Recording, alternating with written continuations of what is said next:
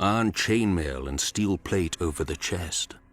Metal gauntlets over the hands and greaves over the legs. A visored helm over the skull. A knight in full armor can shrug off swords, spears, and axes, but Valerian steel slices through his protections like so much cloth.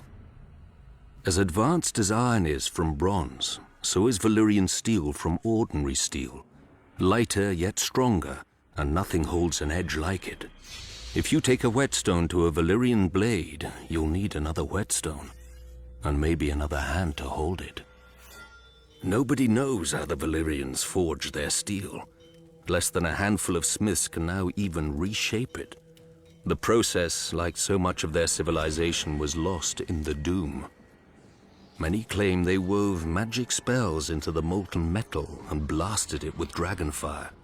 When you see a Valerian blade, smoky and dark as if drinking in the sun and rippling with 1,000 folds, you may not scoff so loudly. The Valerian steel that exists now is all there will ever be.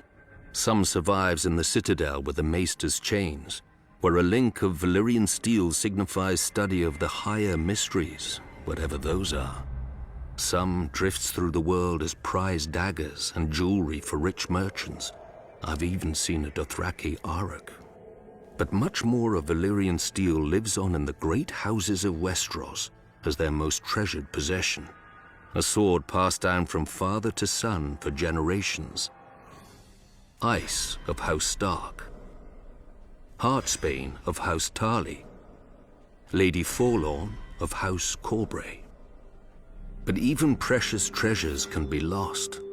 Aegon Targaryen's Blackfyre and Visenya's dark sister disappeared in Daemon Blackfyre's rebellion.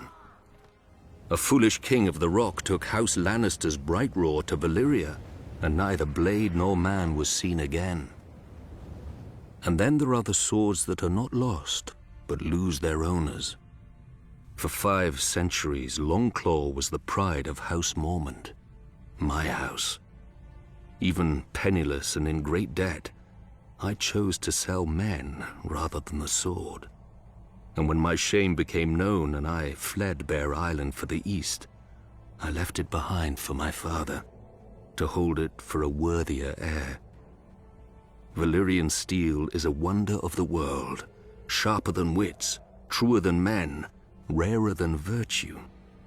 But even its edge cannot cut so deeply as a son's failure, nor its value match that of redemption.